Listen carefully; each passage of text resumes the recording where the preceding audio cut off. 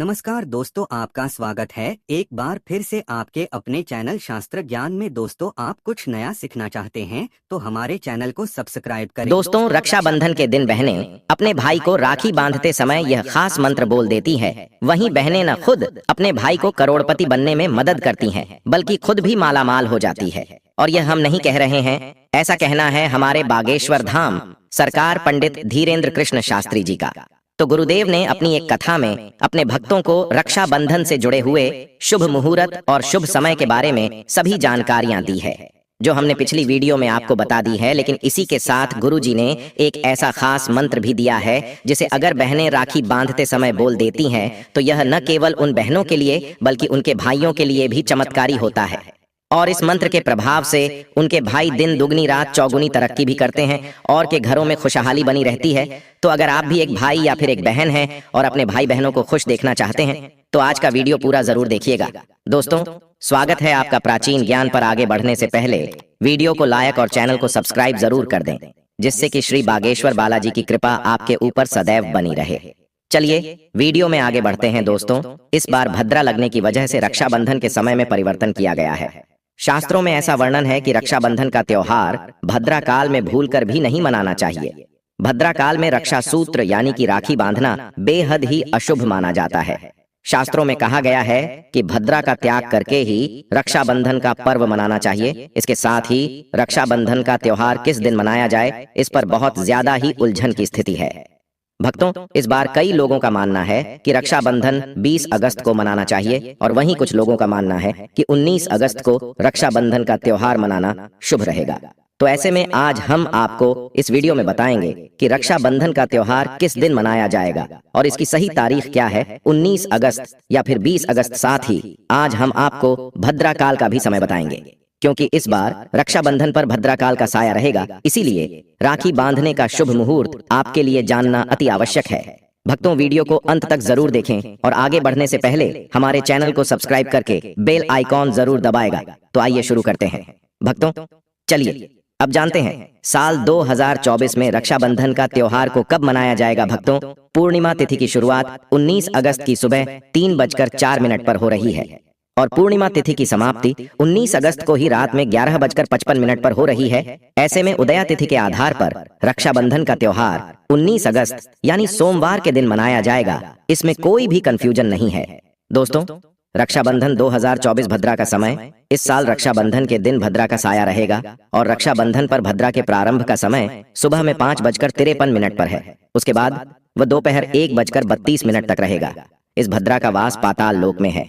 हालांकि कई विद्वानों का मत है कि यदि भद्रा का वास स्थान पाताल या फिर स्वर्ग लोक में है तो वह पृथ्वी पर रहने वाले लोगों के लिए अशुभ नहीं होती है, उसे शुभ माना जाता है।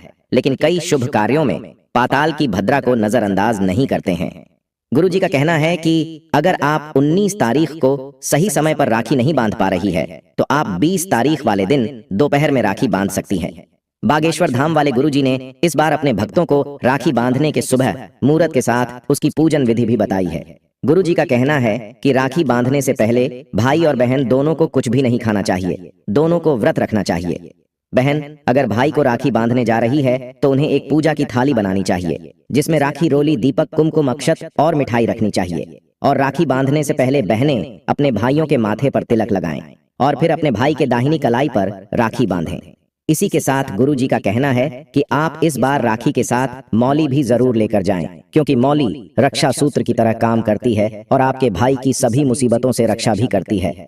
इसके बाद आप भाई को राखी बांधकर उनकी आरती उतारें और उन्हें मीठा खिलाएं और उसके बाद भाई अपनी बहन को कुछ न कुछ उपहार जरूर देते हैं। तो रक्षाबंधन वाले दिन अगर भाई अपनी बहनों को उपहार देते हैं तो ऐसा करने से न केवल उनके जीवन में उन्नति के रास्ते खुलते हैं, बल्कि वह दिन दुगनी रात चौगुनी तरक्की भी करने लगते हैं। इसी के साथ गुरुजी ने राखी खरीदते समय बरती जाने वाली कुछ सावधानियां भी अपने भक्तों को बताई।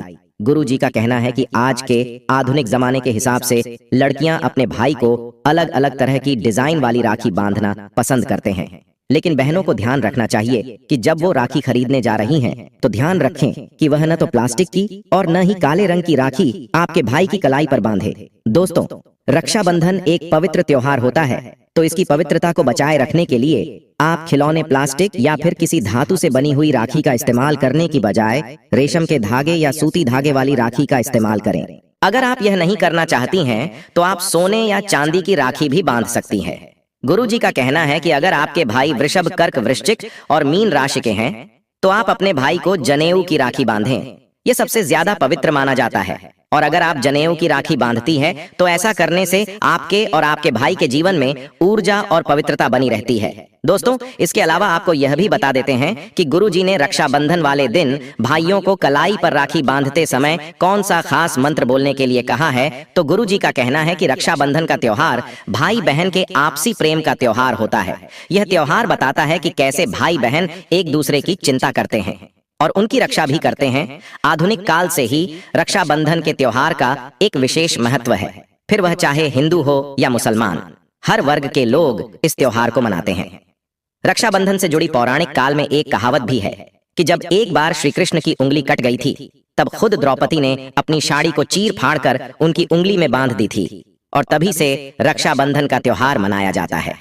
कहा जाता है कि इस त्योहार को मनाने का अर्थ होता है कि भाई अपनी बहन की रक्षा की जिम्मेदारी का वजन लेते हैं। जिस तरह से श्री कृष्ण ने उस फटी हुई साड़ी के बदले में द्रौपदी की रक्षा की थी, उसी तरह से हर भाई भी अपनी बहन की रक्षा करने के लिए हमेशा तैयार रहते हैं।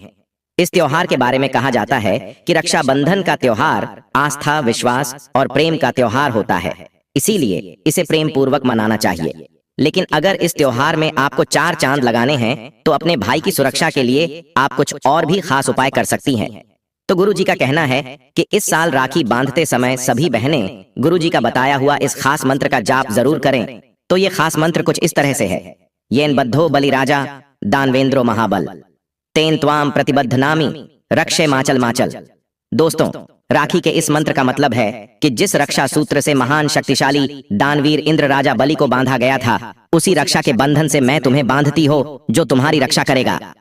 दोस्तों, इस मंत्र के बारे में वामन पुराण, भविष्य पुराण और विष्णु पुराण में भी बताया जाता है। कथा में पौराणिक काल में राजा बलि बहुत दानी राजा थे और भगवान विष्णु के अनन्य भक्त भी थे। एक बार उन्होंने यज्ञ का आयोजन किया। इसी दौरान उनकी परीक्षा लेने के लिए भगवान विष्णु वामन अवतार लेकर आए और दान में राजा बलि से 3 पग भूमि देने के लिए कहा। लेकिन उन्होंने 2 पग में ही पूरी पृथ्वी और आकाश नाप लिया।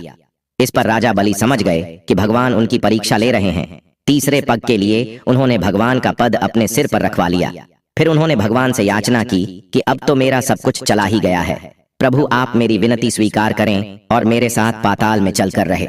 भगवान ने भक्त की बात मान ली और बैकुंठ छोड़कर पाताल चले गए। उधर देवी लक्ष्मी परेशान हो गई। फिर उन्होंने लीला रची और गरीब महिला बनकर राजा बलि के सामने पहुंच गए। राजा बलि ने महिला की गरीबी देखकर उन्हें अपने महल में रख लिया और बहन की तरह उनकी देखभाल करने लगा। श्रावण पूर्णिमा के दिन देवी लक्ष्मी, जो एक गरीब महिला के रूप में भी राजा बलि की कलाई में एक कच्चा धागा बांध दिया।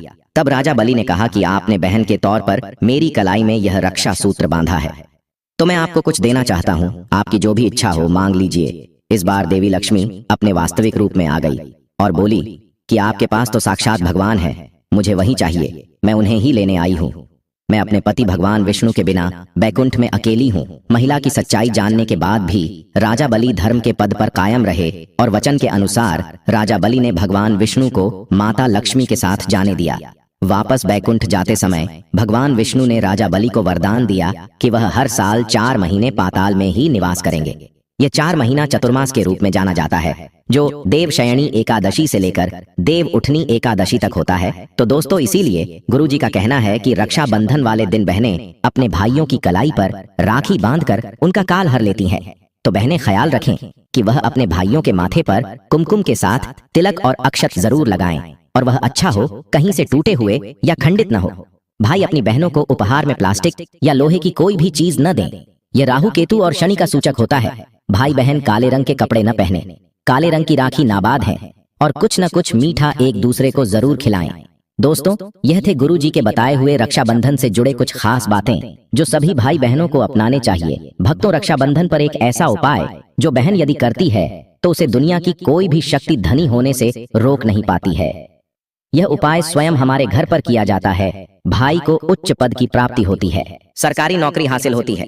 व्यापार यदि मंदा चल रहा हो तो दौड़ने लगता है, उड़ते पक्षी की तरह व्यापार दौड़ता है। भाई को कभी किसी की नजर नहीं लगती, दुर्घटना में उसकी मृत्यु नहीं होती। इस उपाय को करने के बाद भाई बहन का प्यार बढ़ जाता है। तो भक्तों, आपको क्या करना है, ध्यान से सुनिए। सबसे पहले भाई को राखी बांधने के बाद अपने हाथ में कुछ रुपए लेकर मुट्ठी बांध लें और भाई के ऊपर से 7 बार उतारा करें। आप जो पैसे आपकी मुट्ठी में थे, उन पैसों को ले जाकर राखी खरीदें और उस खरीदी गई राखी को पीपल वृक्ष पर बांध दें या किसी भी धार्मिक पेड़ पर बांध दें। वृक्ष पर तिलक करें, मीठा भोग अर्पित करें और वृक्ष पर राखी बांधे। इससे आपकी भाई की रक्षा होगी, वह विजय प्राप्त करेगा। ऐसा करने से बहन और भाई दोनों का कल्याण होगा, भला होगा। भाई को नजर और दोष, काल सर्प दोष, पितृदोष, राहु दोष, शनि दोष, भयंकर गरीबी का दोष कभी नहीं लगेगा। भक्तों, ये उपाय तंत्र शास्त्र के अध्ययन नंबर 54 में स्पष्ट लिखा है। यदि रक्षाबंधन पर यह उपाय किया गया तो साक्षात भाई को धनी होने से कोई नहीं रोक पाता। दिन दुगनी रात चौगुनी तरक्की होती है। बहन का भाई के प्रति प्रेम बना रहता है। घर में इतना धन आता है कि आप संभाल भी नहीं पाएंगे। यह उपाय खासकर रक्षाबंधन पर ही किया जाता है। साल में एक बार ही आता है भक्तों। यह उपाय से क्या पता आपका भाग्य चमक जाए, क्योंकि हमें नहीं पता कब किसका भाग्य 7वें आसमान पर चला जाए। सच्चे हृदय से किया गया उपाय स्वयं ईश्वर भी विफल नहीं करते। और यदि एक बहन भाई के लिए यह उपाय करें तो स्वयं ईश्वर भी इस उपाय को खाली नहीं जाने देते, क्योंकि इसमें एक बहन का हाथ है, उसका प्यार है, ममता है, भाई के प्रति सच्ची आस्था है। और इसी आस्था को देखते हुए ईश्वर इस उपाय को सफल बनाते हैं। अब अगर गलती से किसी ने भद्रा काल में भाई को राखी बांध दी तो भद्रा के प्रकोप से कैसे बचें, क्या उपाय करें जिससे कि भाई के ऊपर संकट न आए। तो मान्यता है कि अगर भद्रा का हम आदर करें, विधि विधान से उनकी पूजा करें, उनके 12 नामों का जाप करें, तो भद्रा के प्रकोप से आप बचे रहेंगे। साथ ही मां लक्ष्मी के साथ साथ अन्य देवी देवताओं की पूजा करें और भाई की रक्षा की प्रार्थना करें। उम्मीद करते हैं कि गुरुजी की बताई हुई यह बातें आपको जरूर पसंद आई होगी। अगर आपको यह वीडियो अच्छी लगी हो तो चैनल को सब्सक्राइब करके वीडियो को लाइक और कमेंट बॉक्स में जय मां लक्ष्मी, जय हरि विष्णु अवश्य